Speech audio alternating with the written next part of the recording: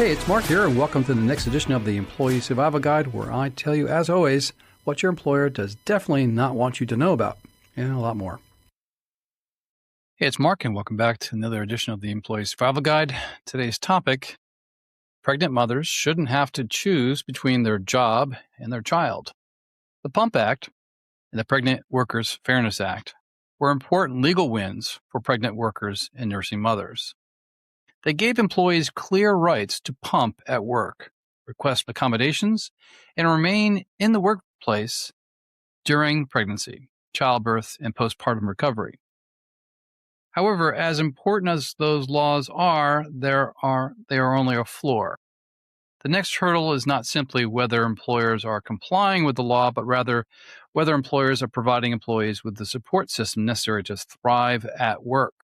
The PUMP Act amended the Fair Labor Standards Act and expanded workplace protections for nursing mothers, including reasonable break time and a private space other than a bathroom to express milk. The Pregnant Workers Fairness Act, which went into effect on June 27, 2023, requires covered employers to provide reasonable accommodations for pregnancy, childbirth, and related medical conditions unless doing so would create an undue hardship. Since then, the legal landscape has continued to develop. The Equal Employment Opportunity Commission, the EEOC, interpretive guidance to the Pregnant Workers Fairness Act confirms that the law requires covered employers to provide reasonable accommodations for known limitations related to, affected by, or arising out of pregnancy, childbirth, or related medical conditions absent undue hardship. The guidance also recognizes that pregnancy-related needs can include more than the obvious accommodations such as lactation, pumping, miscarriage, stillbirth, preeclampsia, gestational diabetes, fertility treatment, and postpartum recovery can all be part of the conversation under the Pregnant Workers Fairness Act. The EEOC's guidance is crucial because it makes clear that pregnancy accommodations should not be treated as extraordinary benefits. In many cases, they are ordinary, practical adjustments that allow someone to continue to keep doing their job. The EEOC identifies several simple modifications that should be reasonable and should not impose an undue hardship on the employer or create a significant difficulty or expense for the employer. When requested by a pregnant employee, for example, the employer may need to allow an employee to keep water nearby and drink as needed, or take additional restroom breaks, or sit and stand as needed and take breaks to eat or drink. A chair, a water bottle, a break, a temporary schedule adjustment, or a private place to pump may seem simple, but they can be the difference between a mother staying employed and being forced out. The need for these protections is not theoretical. The motherhood penalty continues to shape how women are evaluated, paid, promoted, and retained. Recent workplace commentary has captured the problem well. Mothers are often misread. A mother who sets clearer boundaries may be viewed as less committed. A mother who is less willing to answer every non-urgent message immediately may be viewed as less ambitious, less available, or less dedicated. A mother who questions unnecessary meetings or performative urgency may be treated as though her priorities have changed, when in reality her efficiency, judgment, and leadership may have sharpened. One recent Fast Company article noted that the motherhood penalty appears in both earnings and evaluations, citing research in which mothers were rated as less competent, less committed than otherwise equivalent non-mothers, and were recommended for lower starting salaries. The Fast Company article also highlighted research finding that in the United States, mothers' earnings fall substantially in the years after our first child, while fathers' earnings barely move.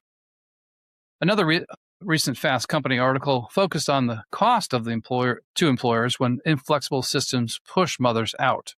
It describes a working mother who proposed a job share arrangement while pregnant and raising a toddler. The proposal was rejected as too logistically complicated, and she left. Others followed. The employer later adjusted expectations, but only after losing talented employees with institutional knowledge. That story is familiar to many working mothers. What employers describe as a choice to leave is often not a real choice at all. It is the predictable result of systems that make staying unreasonably difficult. One sentence in the Fast Company article struck a chord. Quote, many high-achieving women are caught in a psychological bind, deeply committed to their career and motherhood, yet feel as though they're failing at both. Moms know this feeling all too well. For decades, employers have talked about the motherhood penalty as though motherhood is a workplace liability. But that framing misses something critical. Motherhood often develops the very skills employers say they value. Working mothers regularly practice prioritization, crisis management, emotional intelligence, negotiation, long-term planning, adaptability, and decisive communication. They learn how to manage competing demands with limited time and limited room for error. They become skilled at identifying what truly matters and what does not. This is not a lack of ambition or commitment. It is a different kind of leadership and often a more effective one. Employers who understand this will have an advantage. Employers who do not will continue to lose experienced, capable employees and then wonder why retention is so difficult. The PUMP Act and the Pregnancy Worker Fairness Act create enforceable rights, but a workplace that supports mothers must go further than technical compliance. The law matters because it gives employees a way to insist on baseline dignity and fairness.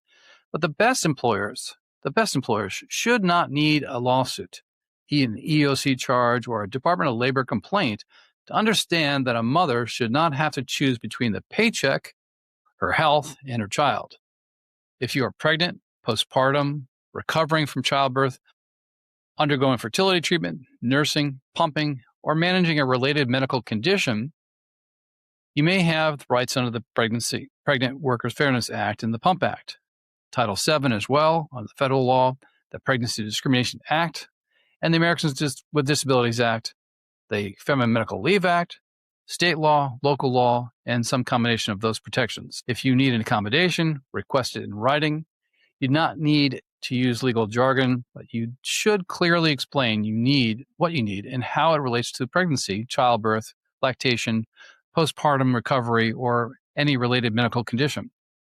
Examples may include additional restroom breaks, breaks to eat or drink, a stool or seating, temporary relief from lifting, schedule adjustments, leave for medical appointments, time to recover from childbirth, or time and space to pump.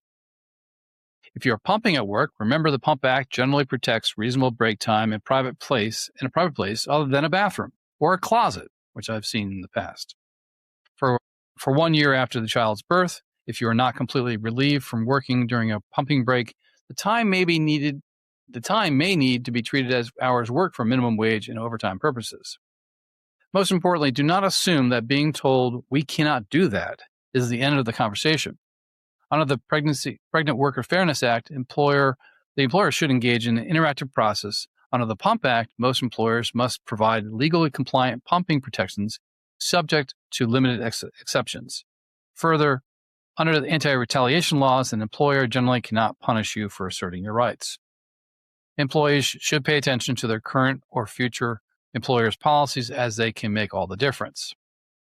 The PUMP Act and the Pregnant Workers Fairness Act are two wins for pregnant and working moms. But the real measure of progress will be whether mothers can stay, grow, lead, and thrive at work after pregnancy and childbirth. When workplaces push out mothers, they lose talent, institutional knowledge, leadership, and loyalty. When they support mothers, they do not merely avoid liability, they strengthen the entire workforce. And I'm going to say, just on my own behalf, what I've just talked about is so critical to working mothers and to myself as an employer. And I believe in what I just talked about because it's true, especially the loyalty factor that is created when you support working mothers at work. It can go a long way. Thank you for letting me be of service, and have a great week. If you like the Employee Survival Guide, I'd really encourage you to leave a review. We try really hard to produce information to you that's informative, that's timely, that you can actually use and solve problems on your own and at your employment. So if you like to leave a review anywhere you listen to our podcast, please do so. And leave 5 stars because anything less than 5 is really not as good, right? I'll keep it up. I'll keep the standards up. I'll keep the information flowing at you. If you'd like to send me an email and ask me a question, I'll actually review it and post it on there. You can send it to Carey, at capclaw.com. That's capclaw.com.